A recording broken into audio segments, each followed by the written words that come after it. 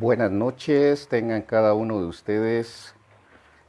Es una bendición poder estar una vez más aquí.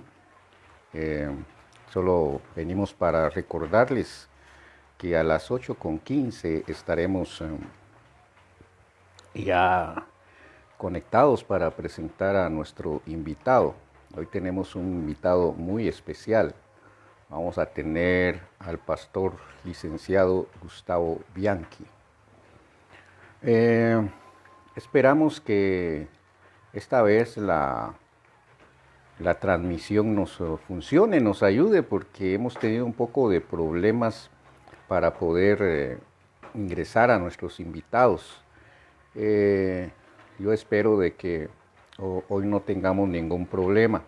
Vamos a ver si podemos hacer una prueba, si ya eh, eh, Gustavo se va conectando. Ahí le vamos bien. Ya está Marian conectada. Dios te bendiga, Marian. Tenemos a hermano Lorenzo. Keilita también ahí está conectada. Vamos a ver. Ya aparece Gustavo. A veces es un poco de problema con, con la página. Eh, por eso la vez pasada lo intentamos hacer a través de mi perfil. Ahorita sencillamente estamos haciendo una prueba para poder ver si realmente podemos contactarnos con Gustavo, el pastor Gustavo. Eh, Vamos a hacer un poquito de tiempo, a veces llega un poco tarde la señal en algunos lados. Esperemos, vamos a ver si por ahí nos aparece Gustavo. Vamos a ver. Esperamos.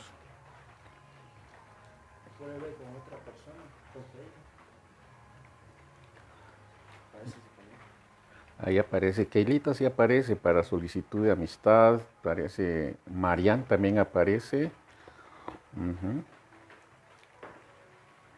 Vamos a ver.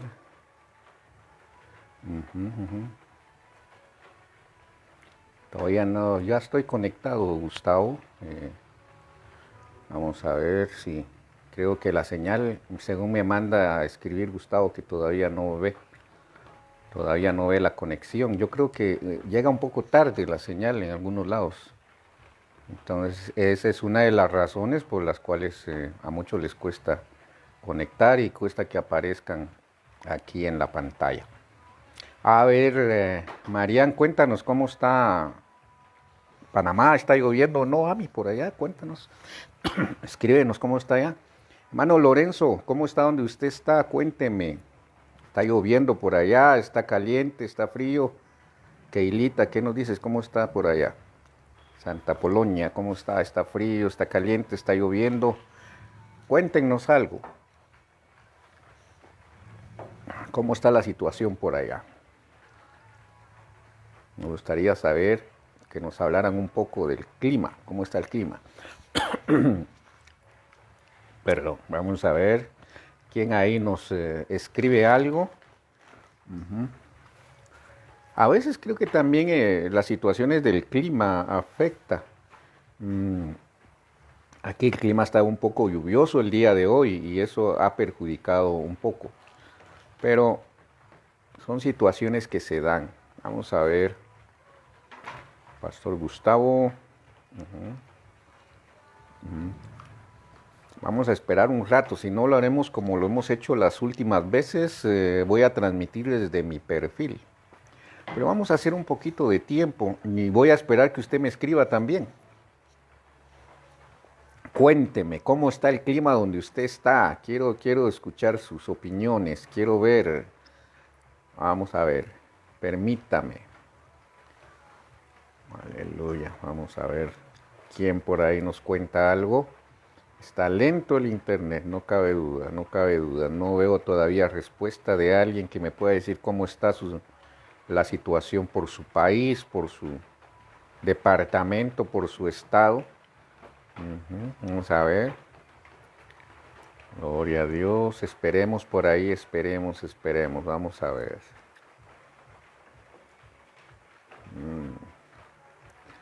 No sé si hay algún otro hermano de Nueva Vida que esté por ahí conectado. ¿Habrá alguien más por ahí que diga presente de Nueva Vida? ¿Hay alguien más por ahí conectado? Quiero ver, quiero ver.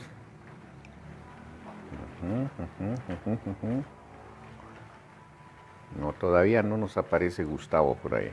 Vamos a hacer un poquito de tiempo. Vamos a esperar un poco. Vamos a esperar que nuestro hermano Gustavo se conecte. Si estás conectado, Gustavo, escribime. Vamos a ver si puedo verte. Vamos a ver que escribime ahí para ver si estás y veo cómo nos conectamos. Vea si no me aparece la notificación. No me aparezco yo. No, solo Mariano. Y aquí estamos con Sergio viendo esto, pero... Hasta, bueno, Panamá capital está lloviendo, dice Marian. Hasta ahorita llegó tu mensaje, Marian. Está lento el internet. Hace como 10 minutos pedí una información y hasta ahorita Ami nos logró contestar. Está lloviendo la capital. Yo creo que Panamá es un poco húmedo el país. ¿Estás conectado, Gustavo? Ok, pero fíjate que no me apareces, Gustavo. Vamos a ver. Vamos a ver qué hacemos. Vamos a ver aquí. Vamos a ver, aquí está. Aquí, ¿no? Bueno, ahí estamos, Gustavo. Ya apareciste. Qué bueno. Tenías que escribir. Gustavo, don Gustavo Bianchi, ¿cómo estás? Bien, gracias a Dios. ¿Y tú qué tal? Bien. Fíjate que hay un poco de problemas con esto. Yo no soy tan ducho en esto. Y vieras cómo me ha costado. Voy a tener que consultar con alguien que tenga un poco de más conocimiento en esto y que nos asesore, ¿verdad? Ajá. Pero Pero en este momento sí estamos estamos bien. conectados ambos, ¿verdad? Y veo la transmisión en vivo. Yo soy una, de haber dos más. Sí, sí. Tenemos a mí de Panamá, está Keila, hermano Lorenzo también. Fueron los que yo alcancé a ver. A veces está lento esto, vieras que se pone un poco lento. Gustavo, si querés nos quedamos de una vez. ¿Qué te parece? Ok, va, Para está bien, no súper. entrar otra vez al problema de estar buscándonos y todo ese rollo, ¿verdad? Bueno, hoy tenemos aquí Me como parece.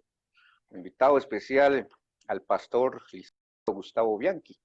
Ya que tenés una trayectoria muy conocida en el país, realmente eh, es una licenciatura en teología, eh, sos decano de una universidad en Guatemala teológica, tenés un ministerio de consejería, también la iglesia tenés.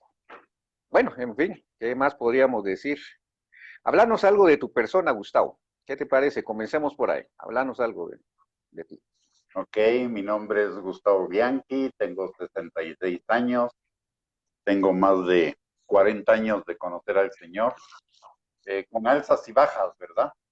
He tenido mis momentos de hijo pródigo en este tiempo, pero tengo un llamado al ministerio desde que el Señor me lo hizo hace más o menos como 35 años.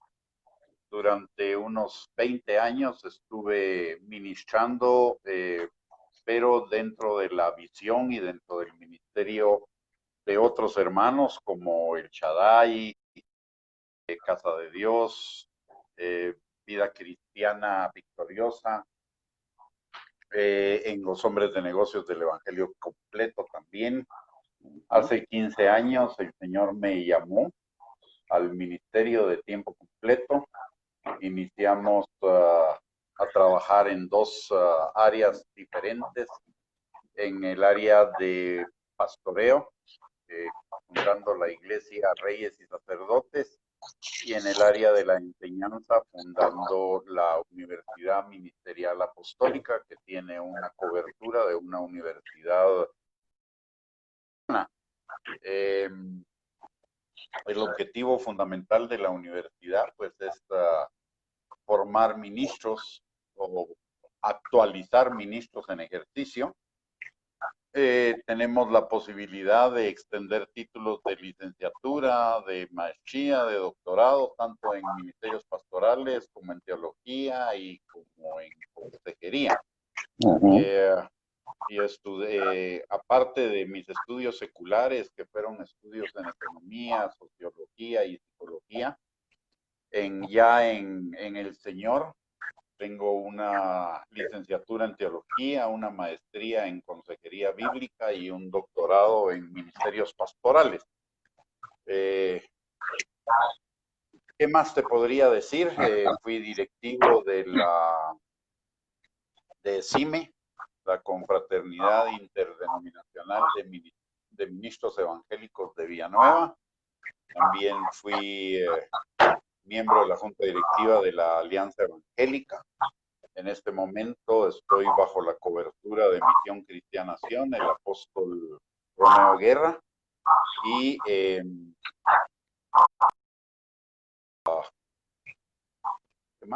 más podríamos decir al respecto? Hablemos, también estuviste en política, creo. O estuviste, mejor en dicho, mis tiempos, trabajando. Hablando algo de eso, vos conoces algo okay. y sabes algo. Me fascina cuando hablas de ese tema. Si yo te pudiera oír mucho tiempo, lo haría.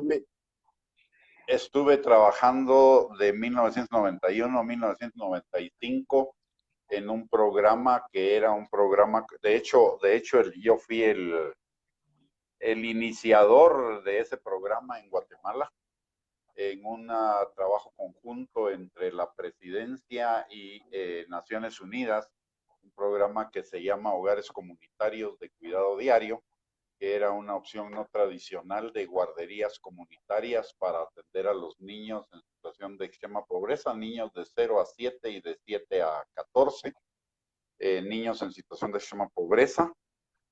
Logramos alcanzar una cobertura de 15,000 niños, con puro trabajo comunitario, no un trabajo institucionalizado, sino con la gente de la comunidad.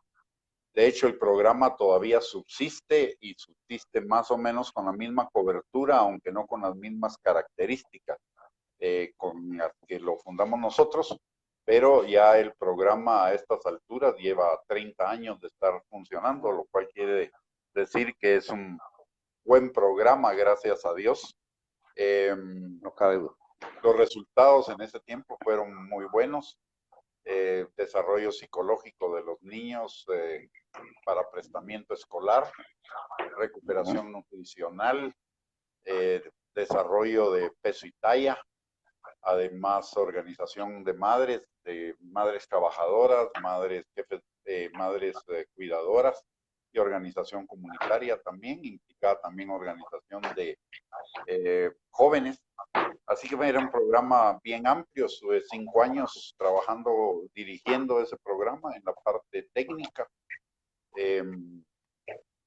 Básicamente eso. Y ministerialmente he recibido el llamado como maestro, como pastor, y hace poco, bueno, hace como un año más o menos, fui reconocido como apóstol también por la misión en la cual estoy. Y pues ahí vamos. Qué bien, ahí Gustavo. Vamos, aunque realmente no es tan importante lo que yo hago, sino lo importante es lo que Dios hace, ¿verdad? Exacto. Ya que estamos en eso, Gustavo, ¿qué pensás del cristiano en la política? Mira, yo pienso que es necesario que los creyentes participen, ya sea, hay varias formas de participación. Una de las formas de participación es como ciudadanos ejerciendo el voto conscientemente. Otra forma de participación es como miembro de un partido político. Otra forma de participación es como un candidato a puestos elección popular. Otra forma es como un funcionario público, ya sea como un empleado o como un funcionario, un director o una persona con autoridad dentro del aparato estatal y obviamente pues también como un candidato a presidente. Ahora, esta no es una participación así como, no debe ser una participación improvisada, no debe ser una participación, porque me salió la oportunidad. Los creyentes necesitamos prepararnos porque realmente el campo de la política, y por eso es tal vez que yo he mantenido un interés en ese campo y lo he estudiado. De hecho, tenemos la posibilidad en la universidad de implementar un curso de formación para cristianos que deseen participar en la política con los fundamentos bíblicos de las políticas públicas y del trabajo de desarrollo, que es más o menos el campo en el cual yo me he movido o me moví en los años anteriores. Pero el problema, ¿cuál es la base o por qué los creyentes debemos participar? La palabra de Dios dice que estamos en una batalla, ¿no? Si bien es cierto, es una guerra espiritual, también se da en el campo de lo concreto, en el campo de lo natural. El campo de la política yo diría que es el pináculo de la guerra espiritual. ¿Por qué? Porque la política tiene que ver con con la cabeza de una nación, ¿sí? Y en la cabeza de una nación van a depender muchísimas cosas. Va a depender el clima espiritual, el clima político, el clima social, el clima económico. O sea, es una posición clave, sí, es una posición clave para el país. Y la palabra de Dios nos lo dice muy claramente. En primer lugar, en Deuteronomio 17, versículos del 14 al 20, dice que vamos a elegir sobre nosotros un rey que sea uno de nuestros hermanos y que además de eso tenga el libro de la ley en aquel tiempo, ahora es la Biblia, que lea en ella y que tome sus decisiones basados en ella. Número uno. Número dos, en Proverbios 29, dice que en 29.2 que cuando el justo gobierna, la ciudad es engrandecida, mas cuando gobierna el impío es trastornada. Aparte de eso, también la palabra de Dios dice en Proverbios capítulo 10, versículos, no me acuerdo si es 10 u 11, pero dice que con la bendición de los justos la ciudad se alegra, mas con la maldición de los impíos es trastornada. Entonces, todos esos pasajes nos hablan de que Dios le da importancia al tema de la participación política y en Romanos, y eso es en el Antiguo Testamento. Si nos vamos al Nuevo Testamento, en Romanos capítulo 13, versículos del 1 al 7, habla de los magistrados, o sea, los servidores públicos, los funcionarios públicos, como servidores de Dios. Obviamente, qué mejor si esos servidores de Dios son justos, son creyentes, no son gente incrédula.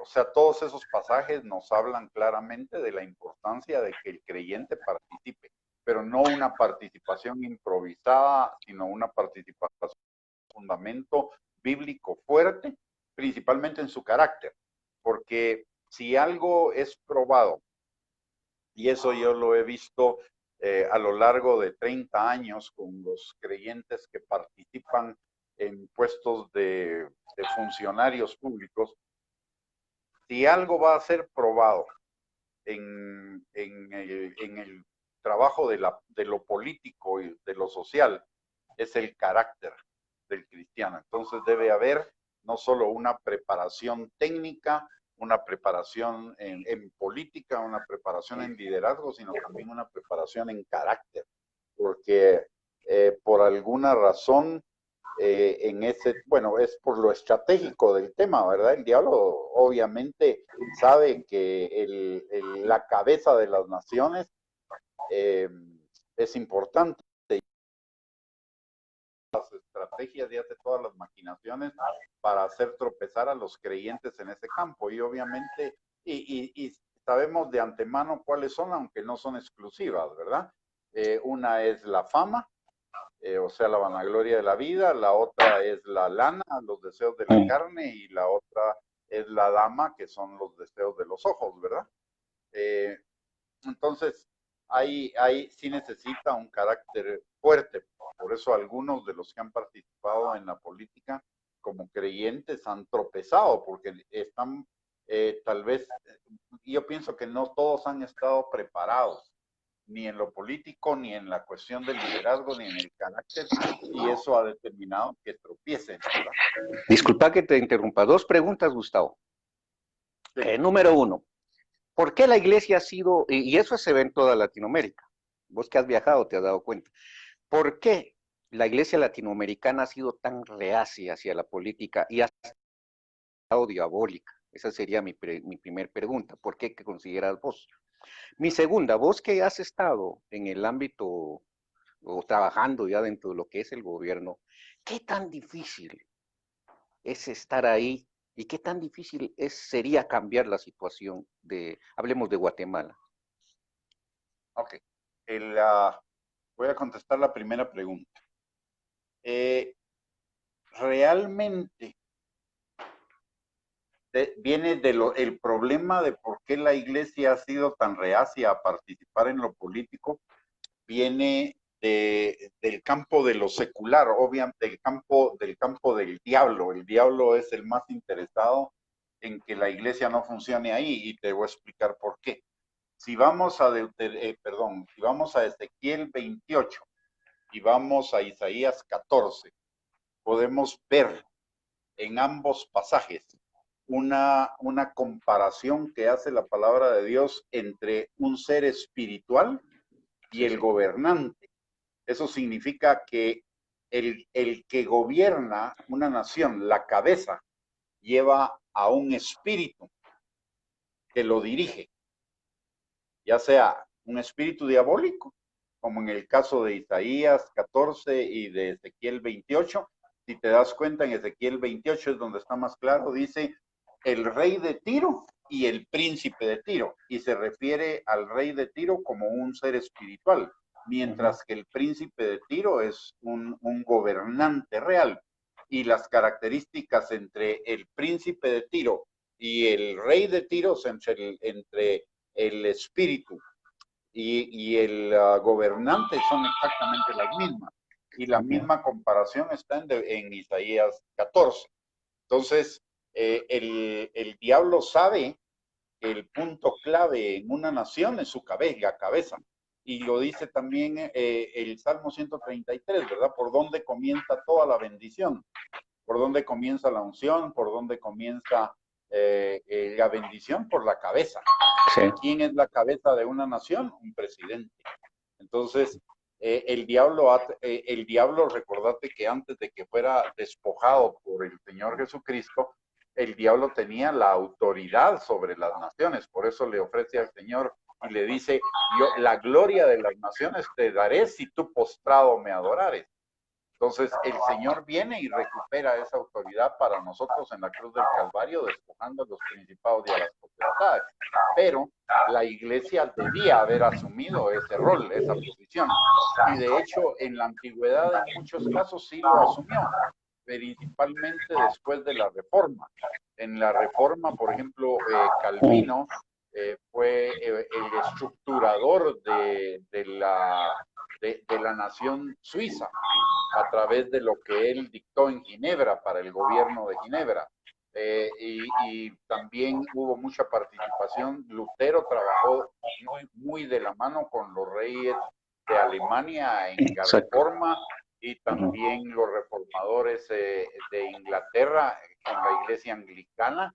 De hecho, todavía permanece, por lo menos en teoría, esa influencia, donde la reina es la cabeza de la iglesia anglicana, o el rey de Inglaterra es la cabeza del anglicanismo. Y lo mismo sucedió en los Países Bajos en un principio. Entonces, En Estados Unidos se estructuró sobre la base de la Biblia y muchos de los pastores, o muchos pastores participaron tanto en el Acta de Independencia como en el Congreso y en el Senado de Estados Unidos para estructurar la nación. Entonces el diablo sabe el poder de un cristiano ahí. Y hace más o menos a estas alturas será como unos 130 años. La iglesia, más o menos en los años 1890, tenía una participación muy fuerte en, en la parte gubernamental de muchas naciones. Sin embargo, en ese momento la iglesia comienza a sufrir un ataque desde 3 lugares: el marxismo, el darwinismo y el psicoanálisis, con Freud, con Darwin y con Marx. Y las enseñanzas de ellos 3 comenzaron a tratar de meterse en la iglesia. Entonces la iglesia se cerró y se dedicó a fortalecer la parte espiritual. Y en eso comienza entonces una lucha ideológica en la cual la iglesia se encierra totalmente y deja su conexión con lo secular, digámoslo así. En la Biblia no hay una diferenciación entre secular y eclesiástico. De hecho, lo eclesiástico y lo secular ambos son trabajos, y en la palabra de Dios, en el Antiguo Testamento, vemos que habían reyes y sacerdotes, y la palabra dice que nosotros somos reyes y sacerdotes. O sea, no dice reyes o sacerdotes, sino reyes. El rey tiene que ver con la parte del mundo natural, mientras que el sacerdote con la parte del mundo espiritual, y ambas cosas están relacionadas. Están relacionadas, ¿por qué? Porque la palabra de Dios lo dice en Hebreos capítulo 11, versículo 3, que lo que se ve es hecho de lo que no se ve. Entonces, el mundo espiritual y el mundo natural están conectados. Sin embargo, disculpa que te interrumpa. La ciencia, sí. Gustavo, ¿crees que la iglesia vaya a despertar? Hablemos de Guatemala por lo menos. ¿Crees que aquí vayamos a despertar y comencemos a tomar conciencia? ¿Cómo analizas vos el ambiente o lo ves un poco lejos? Mira, yo he visto en los últimos años un intento de la iglesia de tener injerencia en la cuestión política y en la cuestión gubernamental. Sin embargo, creo que todavía nos hace falta un buen trecho para caminar. ¿En qué sentido? En que son básicamente los pastores los que se han involucrado, las organizaciones pastorales o ministeriales las que se han involucrado. Pero ha faltado que la iglesia realmente tome en serio la formación de las personas para participar en ese campo. Entonces aportan soluciones, aportan planteamientos, pero no estamos aportando gente calificada para asumir esas posiciones, número 1. Número 2, aprovechando esa situación, los partidos políticos han tratado de instrumentalizar la iglesia para usarla con fines electorales, pero una vez arriba, si te vino me acuerdo, ¿verdad? O la participación es muy, muy poca. Entonces, lo que yo veo es que todavía hay mucha ingenuidad política en la iglesia. Por eso insisto en que si la iglesia va a participar, debe prepararse. Pero cada vez que hablamos de preparación en la iglesia, ya sea para discipulado, para consejería, para lo que sea, la verdad, nadie está interesado. Todos están interesados nada más en el presente, todos están interesados en las bendiciones ya, pero no estamos interesados en el largo plazo. Entonces creo que la iglesia en ese sentido necesita evolucionar. Yo sí veo un cambio de hace 30 años para acá, ¿verdad? Pero todavía necesita cambiar esa perspectiva. Y esto tiene que ver con lo que te iba a decir anteriormente. La iglesia, a raíz de que la iglesia se cerró, el diablo, el mundo, aprovechó una coyuntura. Y esa coyuntura fue la de que la iglesia se separó, entonces agarraron, fue el mundo el que lo agarró y la iglesia lo adoptó, de que el gobierno es laico y la iglesia no tiene nada que ver en el gobierno, porque al César lo que es del César y a Dios lo que es de Dios.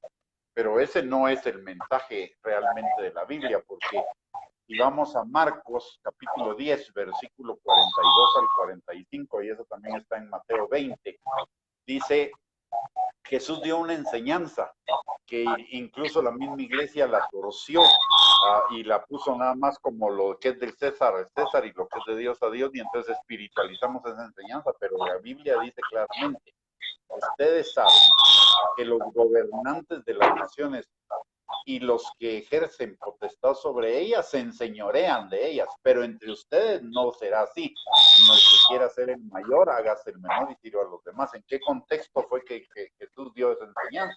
En el contexto del gobierno político, en el contexto del liderazgo secular. Entonces estaba diciendo, los cristianos en el contexto político y los cristianos en el contexto secular no deben enseñorearse de las naciones, sino deben, ¿ya? Entonces, la iglesia necesita retomar esa conciencia. La ha ido tomando muy lentamente. Yo veo que hay una influencia cada vez creciente, pero todavía necesitamos preparación y todavía necesitamos verlo como un ministerio permanente, no como un ministerio electoral nada más, pues, porque la iglesia solo se interesa en el tema electoralmente cada 4 años. ¿Sí? No nos preparamos en esos 4 años. Entonces sí necesitamos que la iglesia se vaya creciendo en esa responsabilidad. Gustavo, cuando hablas de iglesia, ¿no es un poco peligroso o no sé si tendría que haber una separación ahí? ¿No es un poco peligroso decir que la iglesia se involucra en política? ¿Me estás hablando de la iglesia como institución o me estás hablando de la iglesia como personas? Mira, cada uno en la iglesia debe tomar su rol. El que es llamado a la política, estar en la política. Pero los ministros tenemos la responsabilidad de preparar a esa gente para que en la política no vaya a planchar y además de ser los pastores de esa gente y de que esa gente rinda cuentas. O sea, nosotros debemos ser también los supervisores como ministros, ¿no? Como pastores de esta gente. No solo es de que vayan a la política, sino de pastorearlos. Y lo que sucede muchas veces es que la gente llega, los cristianos llamados a la política, participan en la política, y ¿qué hacen los pastores? Ese es carnal o lo que sea, y lo abandonan. Hay que cuidarlo y hay que darle seguimiento y hay que ponerles el ojo para que hagan lo correcto, ¿no? Para eso son los pastores, para pastorear, ¿no? Para cuidar, número uno. Pero la iglesia también debe jugar otro rol, y es el rol profético. No de adaptarse al gobierno, sino de ser la voz de Dios para decirle al gobierno, esto lo están haciendo mal. Esto necesitan hacerlo de otra manera. O sea, necesitamos gente también que se levante en lo profético para profetizar a los reyes, y no profetizar lo que les gusta, sino lo que no les gusta. Y finalmente, la iglesia también debe preparar a sus miembros para que ejerzan el rol de ciudadanía, no solo para que se ganen el cielo, pues, no solo en lo espiritual, sino también en el aspecto de ciudadanía, la responsabilidad de ser ciudadanos, la responsabilidad de pagar impuestos, la responsabilidad de ser agentes de cambio, la responsabilidad de transformar sus comunidades, la responsabilidad de apoyar todos los esfuerzos para ayudar al pobre, el ejercicio del voto, el pago de los impuestos, el respeto a las autoridades, el orar por las autoridades. O sea, hay un trabajo en varias dimensiones. Por eso yo menciono la iglesia, porque la iglesia como organismo tiene diferentes estamentos y cada estamento tiene sus propias funciones. Excelente. La segunda pregunta, Gustavo. ¿Cuál es? Ya estuviste dentro de un gobierno. ¿Qué tan difícil realmente sería cambiar? todo eso, porque se habla, yo he oído muchos que han salido de ahí y dicen que es casi imposible cambiar toda esa estructura de corrupción. Bueno, sí es difícil. Y te voy a explicar por qué es difícil. Es difícil porque el sistema está estructurado para fracasar. No se trata de que un presidente llegue. El problema no se arregla en la presidencia. El problema primero debe comenzar en la base, con la gente. Si la gente está educada y está consciente, esa gente va a obligar, por ejemplo, a sus alcaldes a hacer las cosas bien.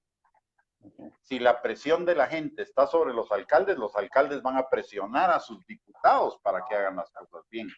Y si los diputados están presionados, van a presionar al presidente para que haga las cosas bien.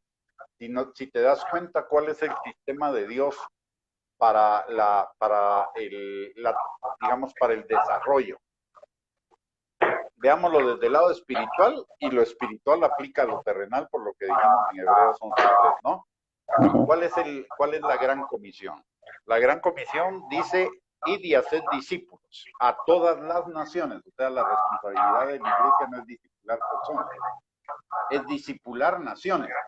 Y eso comienza por discipular personas, sigue por discipular familias, después discipular a los miembros de la iglesia, comunidades, hasta llegar a la nación. ¿Y discipular qué significa? Discipular significa enseñarles todo, a guardar todo lo que Jesús nos ha mandado, número uno. Luego, en Hechos 1:8, ¿qué dice? Recibiréis poder y me seréis testigos en Jerusalén, la comunidad; Judea, el territorio geográfico; Samaria, las vecindades, y hasta los confines de la tierra. ¿Dónde comienza todo? En una ciudad, en una comunidad. Entonces, en el sistema organizacional del gobierno existe el esquema para hacerlo. Los COCODES. Los COCODES son para transformar comunidades, teóricamente, ¿verdad? No lo hacen. Pero si nosotros los creyentes en las iglesias de cada comunidad preparáramos a la gente para participar en los COCODES se podría iniciar la transformación de la comunidad. De los COCODES pasamos a los COMUDES, que son los consejos de desarrollo municipal. Si nuestra gente está en los COCODES, por ejemplo, va a ser fácil que nuestra gente llegue a los COMUDES, y los COMUDES son los que intervienen en el gobierno del municipio. De los COMUDES pasan a los CODEDES, que son los consejos departamentales de desarrollo. ¿Te das cuenta cómo va la graduación? Sí. Entonces, debemos comenzar no en la cabeza, debemos comenzar en la base. Es mucho más fácil transformar, y Dios lo sabía, por eso nos dejó Jerusalén, Judea, Samaria, porque es más fácil transformar una comunidad pequeña que transformar un país. Entonces, si yo tuviera el llamado a participar en la política, yo no lo tengo. Tengo el llamado a trabajar con líderes de la política para formar, capacitar, asesorar, etcétera. Pero cada vez que he tenido la oportunidad de hacerlo, yo lo que digo es que es mucho mejor tener gente. Si yo tuviera que participar, a mí me encantaría participar como alcalde en un municipio, para demostrar que ahí sí se puede, porque desde ahí comienza el problema. ¿Ya? Trabajar en un municipio, transformar ese municipio sirve de ejemplo a los del resto, y entonces se va expandiendo el modelo. ¿Sí? ¿Cómo se expande el evangelio? Con una persona, comienza con una persona, se extiende a una familia, se extiende a la comunidad, después al municipio, después al departamento, y después a la nación. Entonces el sistema ya nos lo dejó el Señor, ahí está, es solo de trabajarlo. Lo que pasa es que el cortoplacismo nos fastidia, ¿verdad? Porque todo lo queremos ya. Y estos son procesos. Dios es un Dios de procesos, no es un Dios de eventos. Pero ¿no crees que también la iglesia ha fallado ahí? En un discipulado, Tal vez nos hemos centrado con lo que vos mencionaste al principio, nos centramos mucho en hablar del cielo y nos olvidamos que tenemos los pies en la tierra. Yo creo que ni siquiera hablamos del cielo, man. Yo creo que nos centramos en hablar, en simplemente agarrar ciertos pasajes de la Biblia y desarrollarlos, pero no tenemos una visión, ¿ya? No hay una visión de realmente cuál debería ser el trabajo del creyente. La visión de la iglesia es vestir a la novia, preparar a la novia para que sea la novia del Cordero. Pero eso implica el carácter, el estilo de vida, la forma de pensar, etcétera, etcétera. Nos hemos dedicado realmente a qué, si somos sinceros, ¿a qué nos hemos dedicado? Nos hemos dedicado a hacer cultos, a hacer actividades religiosas. Y ahorita por eso nos está sacudiendo la situación. Porque no tenemos cultos, no tenemos servicios. Ahora lo estamos haciendo por Facebook. ¿Y cuánta gente se conecta? De toda la iglesia, ¿cuánta gente se conecta? ¿Ya? Sí, ¿Te das cuenta? Sí. Porque nosotros educamos a la gente para ser cultistas, nos educaron a nosotros para ser cultistas y nosotros transmitimos esa cultura a la gente. Pero religiosos. La cultura que hay que transmitir es la cultura del reino, y la cultura del reino es una cultura de transformación de mi persona, de mi familia, de mi comunidad y de mi nación. ¿Y eso cómo se hace? A través del carácter y a través de la renovación de nuestro entendimiento, no a través de la entretención de tener cultos y que la gente llega por costumbre. Yo digo, hay mucha gente en las iglesias que está de cuerpo presente, pero de mente ausente, pues, por pura religión. Realmente no están cachando la enseñanza, pues. ¿Sí? Sí, sí. Interesante. Y no tenemos un sistema. No estamos enseñándole a la gente sobre un tema. Principalmente las iglesias que tienen culto todos los días. Cada día es un tema diferente. Mira, yo lo veo en mí. Si yo realmente quiero ser hacedor de la palabra, si hoy escucho un tema y mañana otro y pasado otro y traspasado otro, me hago chibolas, no voy a hacer ninguno de todos, no lo voy a poner en práctica, es demasiado rápido. El tema, y esto lo aprendí de un pastor, creo que se llama Marc Cabrera, en Argentina. Argentino. Uno de los primeros libros que yo leí fue un libro que él escribió que se llamaba Discipulado. Y él decía que realmente había que bombardear a la gente con el mismo tema durante un buen tiempo hasta que lo aplicaran, porque más valía que supieran un tema y lo aplicaran, y no que supieran de 1000 y no aplicaran ninguno, ¿no? ¿Sí? Entonces, yo creo que necesitamos ser sistemáticos y enfocados en lo que vamos a enseñar bajo la guianza del Espíritu Santo, ¿no?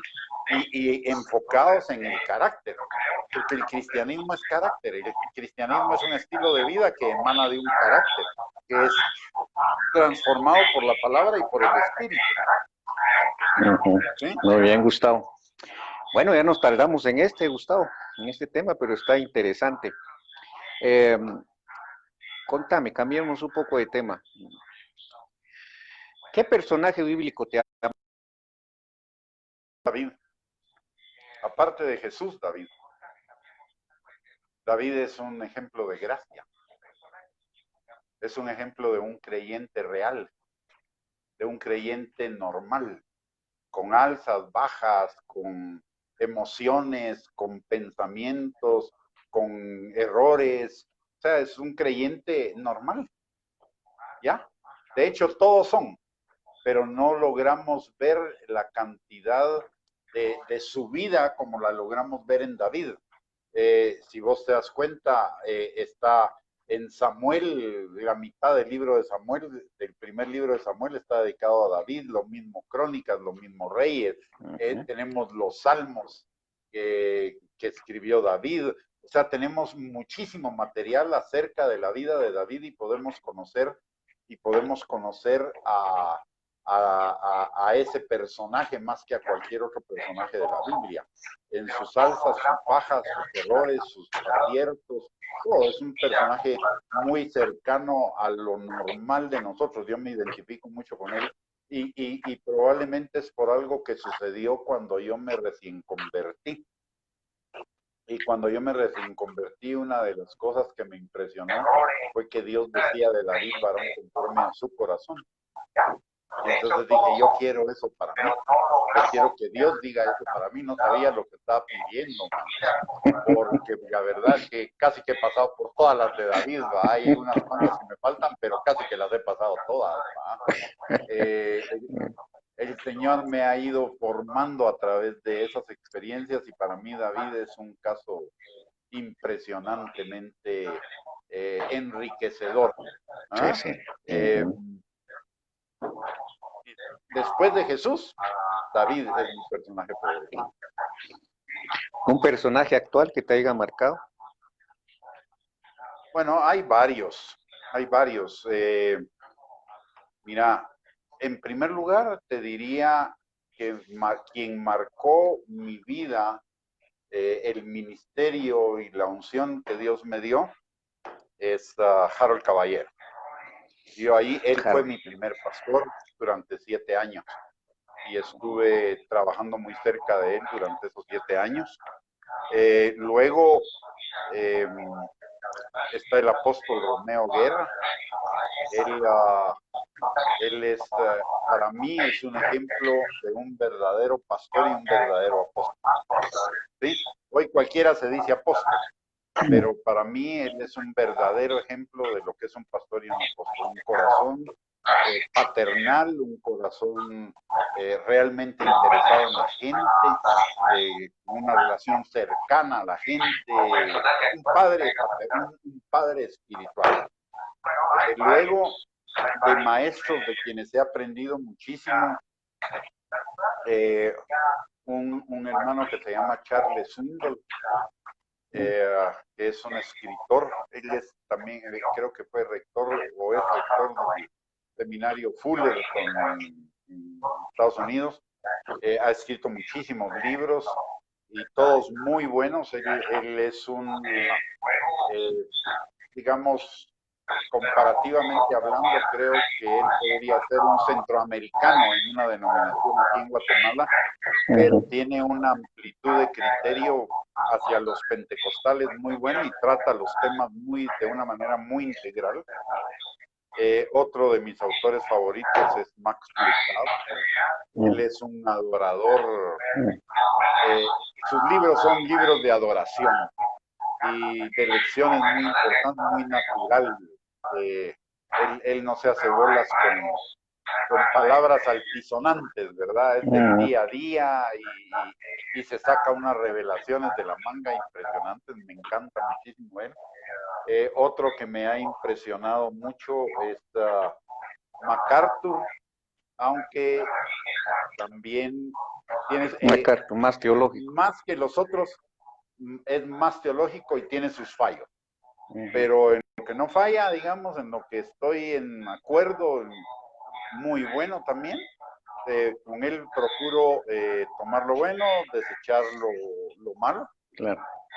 Otro que me gusta, curiosamente, ¿verdad? Curiosamente, siendo alguien pentecostal, soy muy... Me gusta mucho una falla de los pentecostales, no tienen una base teológica.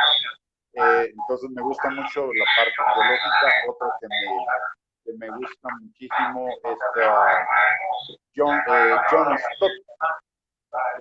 Él desde la perspectiva de lo social, de lo político, es un teólogo excelente. Él ha influido mucho en mí. Y de ahí, pues, te diría que un poquito de acá, de allá, pero los 4 o 5 personajes que más han influido en mi vida son ellos, en cuanto a enseñanza. Muy bien. Bueno, Gustavo, quisiera más tiempo para seguir hablando. Gustavo, para mí, vos sabes, te considero un amigo ya de años que nos conocemos y te puedo considerar un amigo. Que si algo tiene Gustavo es fiel con las amistades, aunque ya muchos te han traicionado, ese es otro tema que un día lo vamos a tratar, ¿verdad? Pero lo que admiro de vos es tu fidelidad en la amistad. Gustavo también es directivo de RIAM Guatemala. Y me gusta que hable de política porque aún hay un proyecto que hemos hablado de ver cómo levantarlo, por lo menos en Guatemala, y ver si lo llevamos ya a RIAM internacional, ¿verdad? Estamos en ese proceso, que Dios nos ayude. Gustavo, ¿algún texto bíblico que te haya impactado y por qué? Bueno, mira, hay varios. Cada paso que he dado en el Señor ha sido un versículo que el Señor ha hablado a mi vida a través de un versículo específico.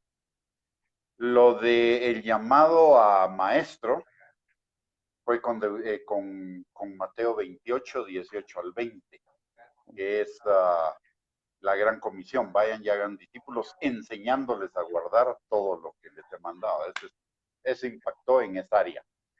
Luego, el Señor me dio otro llamado con Juan, creo que es 1:33, voz de uno que clama en el desierto, ¿no?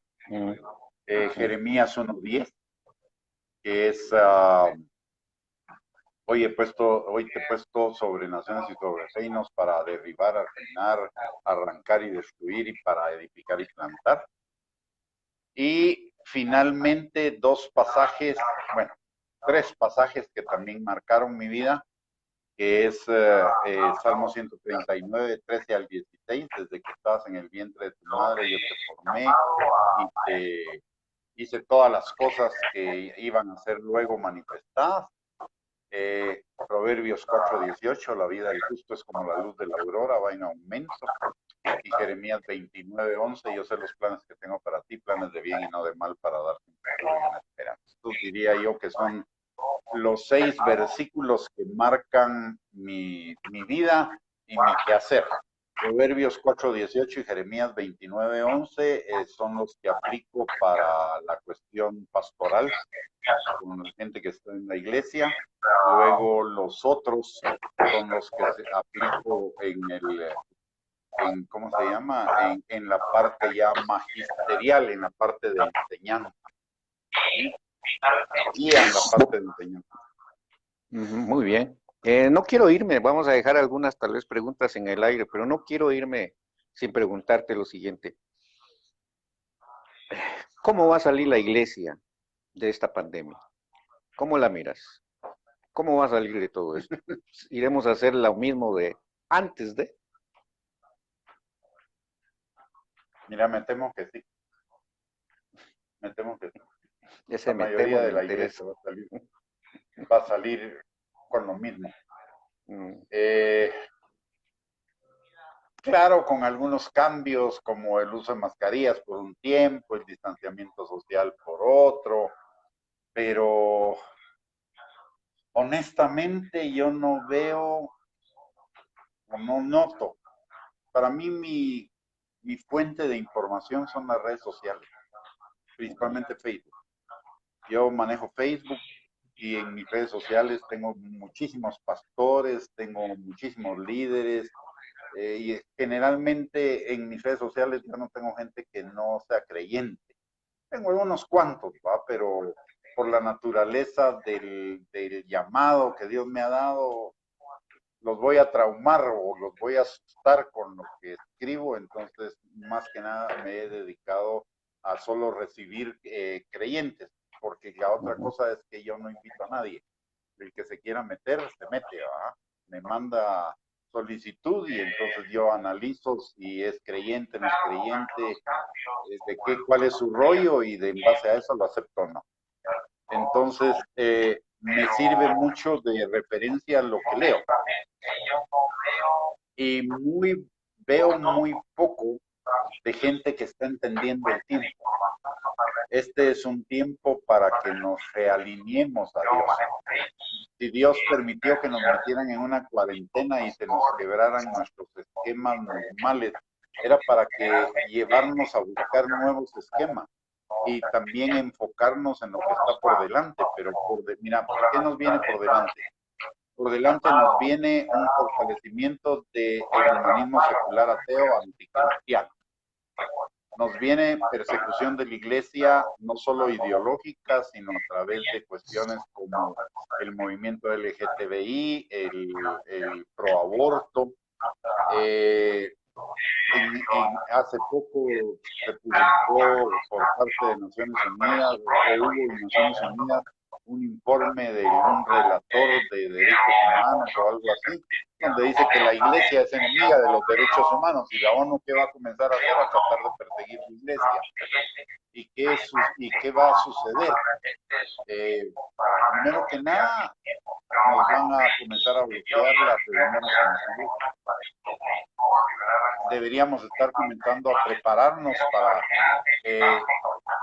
volver la iglesia, iglesias en el hogar, y preparar líderes para iglesias en el hogar. No lo veo. La mayoría de iglesias siguen siendo pastorcéntricas. Por un lado. Por el otro lado, veo los temas y no son temas del día a día. ¿Ya? Por supuesto que seguimos atacando a los LGTBI, pero los atacamos como que se van a ir al infierno, no como darles una oportunidad de arrepentimiento y de conversión. También veo que no estamos usando las redes sociales óptimamente.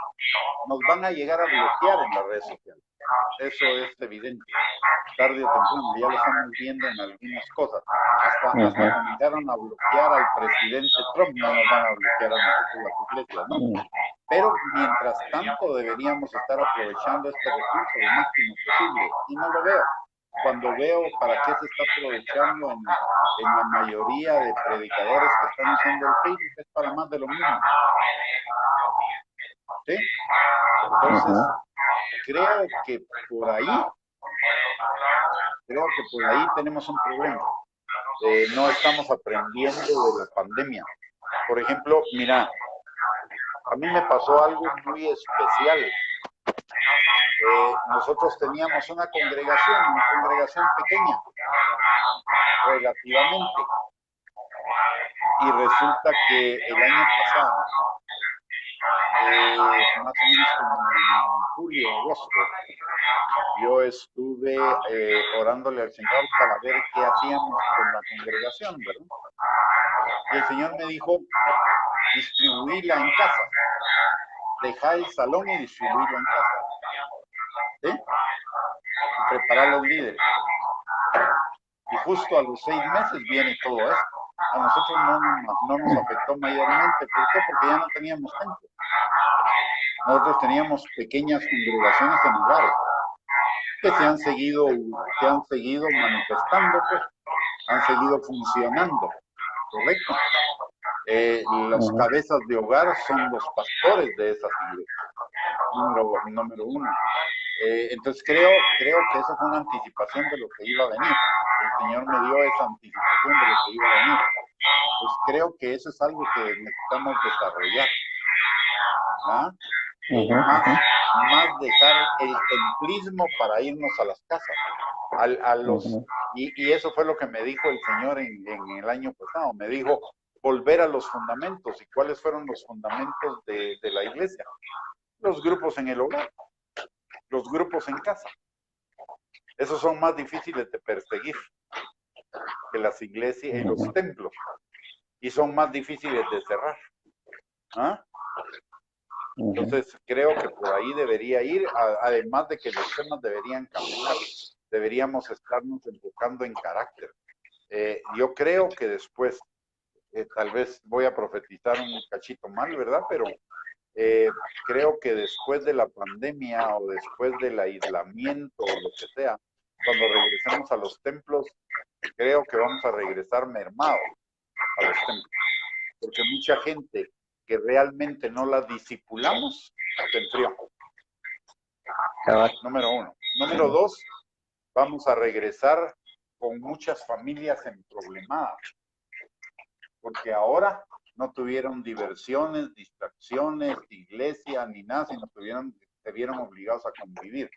y ahí han de haber salido a luz un montón de problemas. Abuso, violencia, discusiones, choques, etcétera, etcétera. Entonces creo que vamos a tener también un buen cúmulo de problemas de ese tipo. Que lidiar con eso, y no estamos trabajando en el carácter de la gente, no estamos trabajando en ese tipo de temas, que son los que deberíamos estar trabajando en este tiempo. ¿Sí? Animando a la gente, pero también llevándola a un nivel mayor de comprometerse con el Señor, porque nuestro cristianismo no es un cristianismo que atraviese todas las áreas de nuestra vida y que las transforme. Por eso no transformamos Guatemala. Por eso Guatemala está como está. A pesar de que somos la mitad de la población, no hay cambios. ¿Por qué? Porque no hemos sido transformados nosotros. ¿Sí? Entonces, a grandes rasgos, creo que eso es lo que vamos a enfrentar en el próximo tiempo. Sí, sí, pienso igual que vos. Nos viene algo terrible después de esto. Muchos profetizan un avivamiento, pero yo miro esto cuesta arriba también. Nos espera grandes conflictos, problemas, y lo que vos decís, si va a haber desde ya se ve una persecución en cierto modo. Algunos países de Latinoamérica ya lo están afrontando, con ciertas restricciones que ya tienen. Aquí no tardaremos, ya no las van a imponer, es solo con el hecho del distanciamiento social, que tiene sus justificaciones, claro, pero también no sé hasta cuándo va a quedar eso, pero ese es otro tema. Gustavo, muchas gracias, mi hermano, mi amigo, que aprecio mucho. A ti por la invitación. Despedirnos con una oración, mi hermano, por favor. Muy bien.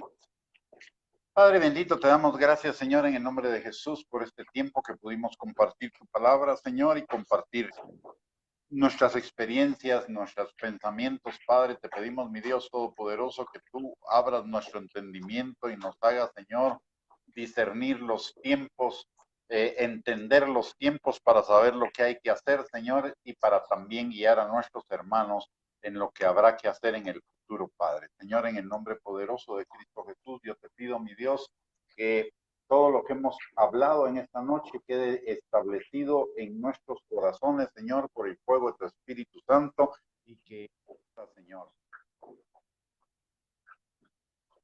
en el nombre poderoso de Cristo Jesús, bendice a cada uno de mis hermanos y de mis hermanas que estamos conectados, Señor, y que tu mano poderosa permanezca sobre cada uno, sanando al enfermo, restaurando al quebrantado, liberando al que está cautivo, fortaleciendo al debilitado, levantando al caído, Señor, supliendo cada necesidad y por sobre todo dándonos a cada uno, Señor, cada día más hambre y sed de ti.